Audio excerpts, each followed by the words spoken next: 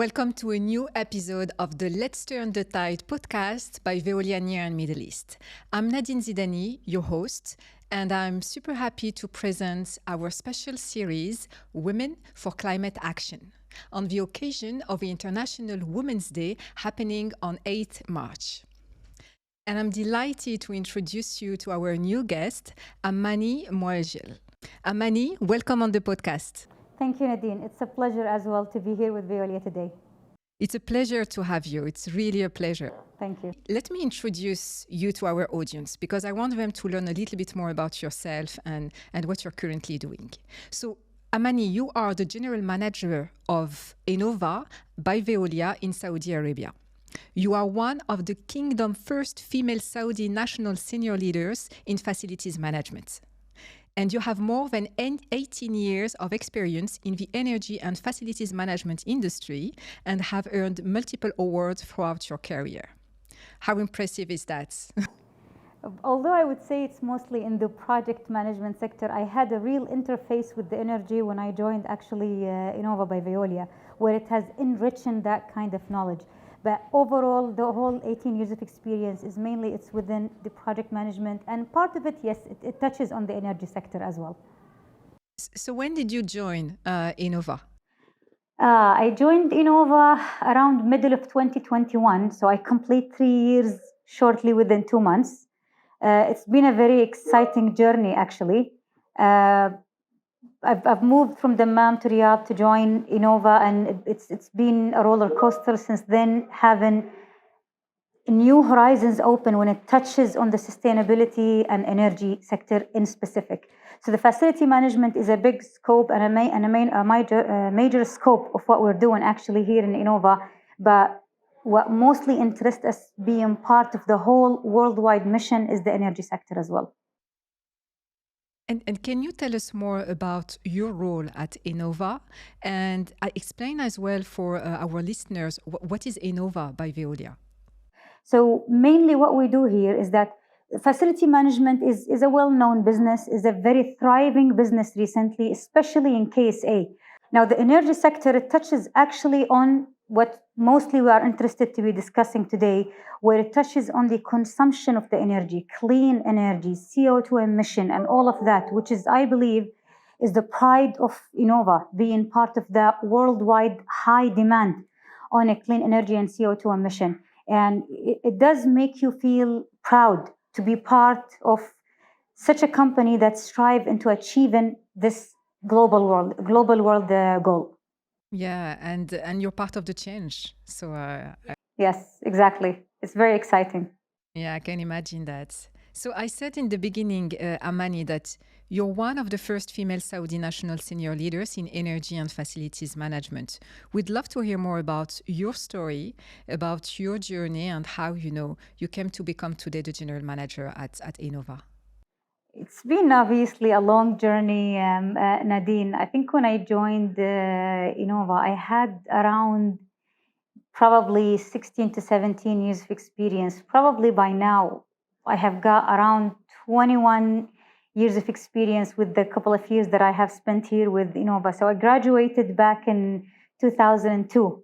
It's been an exciting journey for me career-wise. So I've tried a couple of positions where they have enriched my interpersonal and communication skills mainly. And I always say that every single job that you go actually through, or every single task you do, or every single mistake that you learn from, it actually eventually does build into your career. And that's how you come into stories. Like you go through some situations and you keep remembering that, oh, I remember a couple of years back, I had this situation or I had that story, where it's very enriching to see how that lesson learned plays actually a big role in your career. Right, that's amazing. I mean, congratulations for this amazing journey, leading you to the position that you're having now. I'm sure that you have faced challenges throughout the journey. Can you elaborate a little bit on some of the challenges you have faced? Because I'm sure that they can perhaps resonate with other women watching the podcast.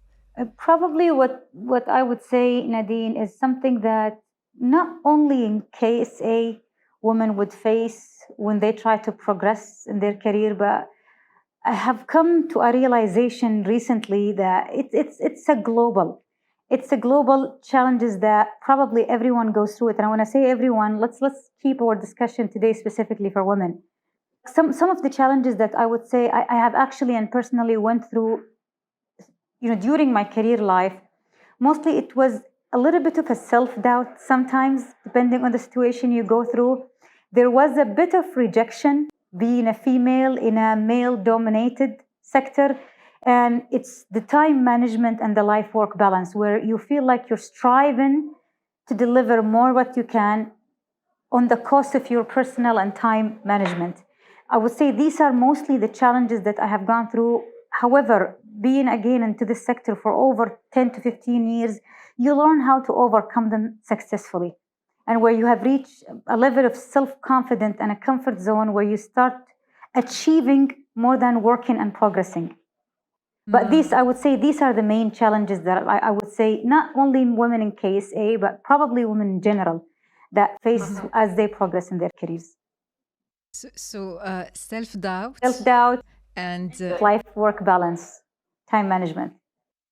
I'd love, to dig deeper on the last one, because that's definitely something that women face, in their career, and they have to do, at some point, some choices or difficult choices, or feel the guilt of, having a thriving, professional career, but, not spending enough time with their families. So I want to know how you've been through this challenge, and what did you learn, and what did you put in place perhaps to overcome it?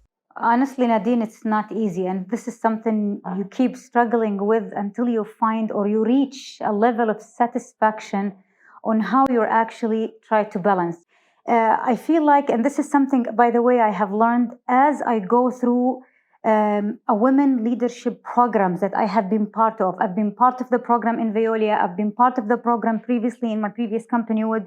And I've been also part of this women career progression in NGE when I was working back then in Field Corps. And they all agree on the same thing, that women feel they need to overcompensate and overachieve by maybe sometimes doing more or adding more hours or working through maybe sometimes holiday or after working hours, trying to overachieve and reach as an equal level at a male dominating sector. I mean, the extra effort that you need to do, it shouldn't be on the cost of your life time balance or the extra time that you add. But it's a general and common understanding with most women. And this is, I think, a couple of years back, I actually came, as I mentioned, into a realization that this is not only here. This is not only in Saudi Arabia or in Arab culture in general. It's actually a global thing. It wasn't easy, but you speak the language of success until you reach that success. You stay true to yourself. You learn from the mistakes that you have done, and you have to be humble to realize. You need to accept that you've done some of these mistakes and able to learn from them. But again, they easily can be overcome as long as you put the effort into it. Thanks for that. And as you're holding, a position of leadership, did you have any, difficult situation to face, especially with your male counterparts? Or have you ever felt, excluded because you were a woman? I'd love to hear, any experience that you could share with us. I do remember a couple of stories that when you think back of them now, it actually makes you laugh. There was a point of my career, I have to say it's not now, like now it's a totally different game, Nadine, especially in KSA. Empowering women in KSA has literally changed the culture here. But a couple of years back, I remember where I used to be required, due to my position, to visit some power plants sometimes, or like power stations where I need to do a site visit, and I would be denied an access just because I'm a female. No way. It was surprising to me, and sometimes you would hear excuses that would make you wonder, like, is this a legal thing or just a male dominating decision. Like they would say, well, we apologize, but there are no toilets for female in this area, so we're not allowed to welcome females on these areas.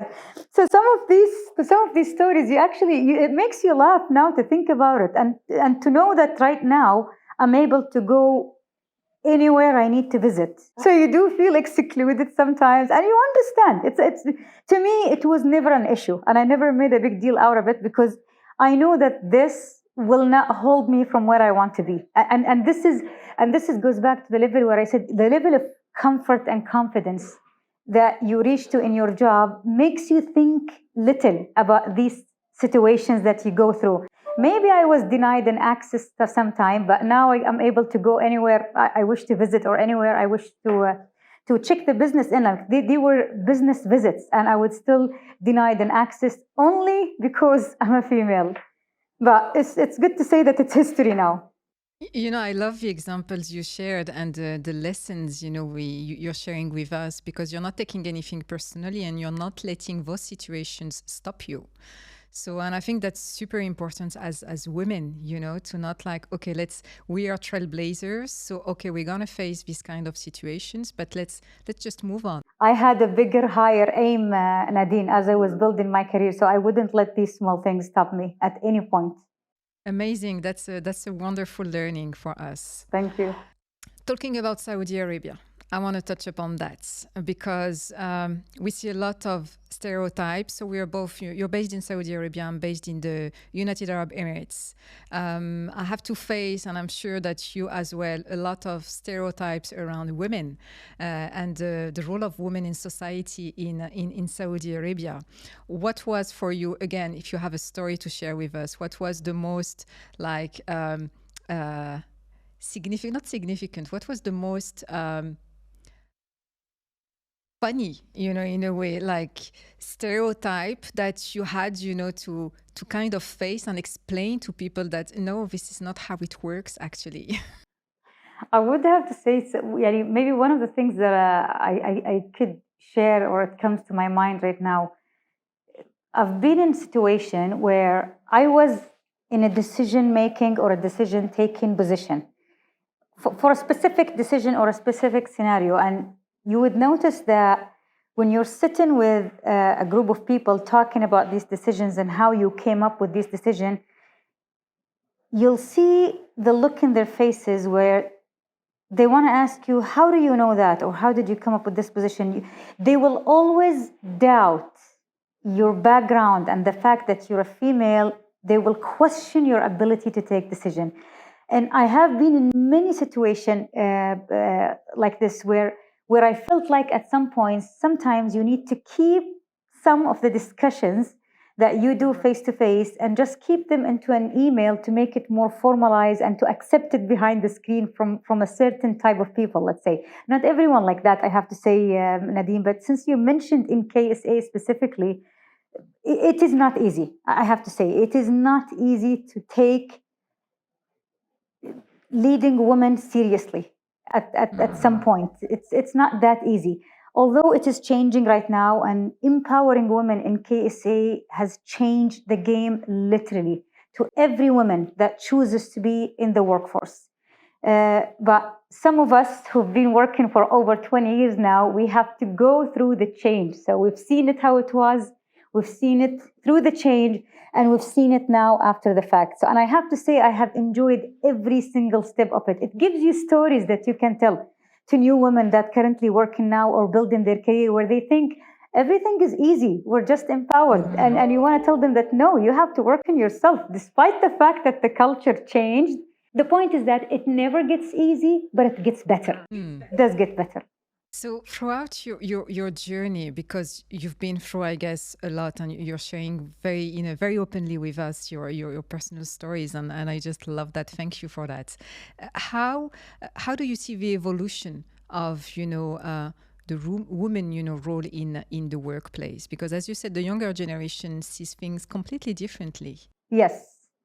I would say honestly, Nadine, knowing your strength and weakness to place yourself in the right place is key. Trying and failing should not be something you fear. and it's okay. It's okay because sometimes people only learn from their mistakes or when they fail. So finding a member and a mentor to associate yourself with. I have to say that even now, after having around 20 years of experience, I would never, ever, ever say no to a mentoring opportunity.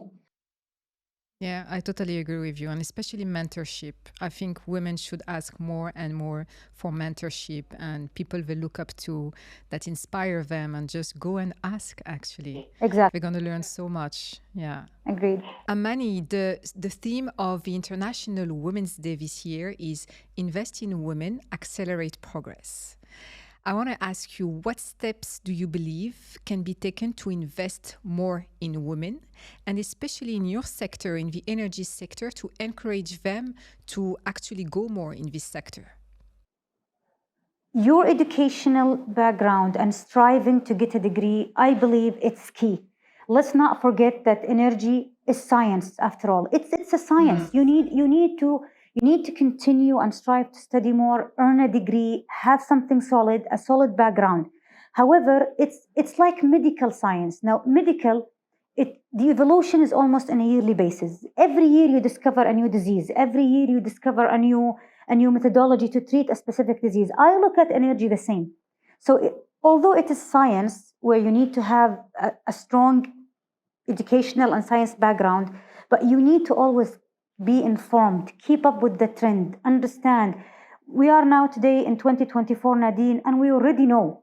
I can list from heart what could be done to make a CO2 emission, to lower the non-clean energy, to increase the clean energy, to have a better air quality. We can do all of that. But guess what? Next year, it might be a different game. It might be a different technology. It might be a different resources to get all of that. So I think it's very important to keep up with the trend, network more, try to learn from the people who have been eagerly striving into this sector where it became part of their life. Use the knowledge. I 100% It's going to be a game changer. Empowering women into this specific sector, trust me, it's a game changer. I have 3 more questions for you, and we actually asked all our guests the same question to end the podcast. My first question is, who is a woman that inspires you? I think it's my mother. My mother has been working for 33 years relentlessly, raising a big family of 9 members, taking care of them. And even when she stopped working and reached to a retirement age, it was not because of retirement age. It was to continue taking care of the family, but in a full-time basis. Mm-hmm. I still cannot believe how did she do that. And when I go back to the challenges that I have discussed earlier, especially on the time management and life-work balance, I still until now have absolutely no idea how was she able to do it. Absolutely. Even though I try, but I don't think I will ever reach into that level of commitment. I mean, it's just impossible. It's just amazing. It's impossible what she did. I mean, it is. Impossible. I mean, she's very, very inspiring. And you know what? You're not the only one who gave us this answer on the podcast. You're the second one. Oh, okay. That's comforting to know as well. Amazing. My second question to you, Amani, is what superpower do women possess that they should rely on more? Superpower. In women, I would say empathy and intuition are really, really superpowers. I believe, Nadine, that women analyze and overthinking in things that makes it very difficult for them to repeat or retake decisions, which is, I believe, it's a very unique trait in women. It's maybe some people see it as something negative, that, oh, we think into details too much, we think about things too much, but trust me, if you use it into decision-taking skills, it's actually a good thing. But I have to say, if we're saying the word superpower, I would simply say empathy and intuition. I love your answer, because I always say that intuition is our superpower and we are not tapping into it enough. Exactly. The world again, push us more into analyzing and, being, more into, data and all of that. But I mean, this is like a clear superpower that we have. I have not excelled it yet, but I do try it as much as I can, because I personally believe it is a superpower. Last question. What advice would you give to a young woman watching us today? We did touch on that a little bit, Nadine, and I would honestly stick to the answers that I have provided. The best advice I would give, honestly, to anyone: continue your learning. Always strive to learn. Never ever stop. Look into your strength and your weakness, because you need to know where you put yourself. I need to know. No one should tell me. I need to know where I should be positioning myself career wise. And you can only do that when you know your strength and your weakness. Don't ever be afraid of trying and failing, because that's always a learning opportunity. If you ask me to provide one single advice, I would absolutely say find a mentor and never stop learning. I would say definitely find a mentor and never stop. They're amazing advices. Even for me, I take them. Amani, thank you so much. Thank you so much for accepting our invitation on the Let's Turn the Tide podcast by Veolia Middle East. It was a pleasure to have you for this special series featuring amazing women like yourself in climate action. Thank you so much. Thank you, Nadine, so much. It's been also a pleasure being in this podcast with yourself, and hopefully we get to meet really soon. Very soon. I know, and hopefully by next week, inshallah, I'll be able to see you and the team as well. And thank you so much for the opportunity. I have literally enjoyed this time with you. Thank you so much. And I look forward to seeing you. And to you, if you enjoyed this conversation, please do me a favor. Share it with at least one woman around you that would benefit from hearing this conversation with Amani. And we have 2 more episodes in this series, so stay tuned.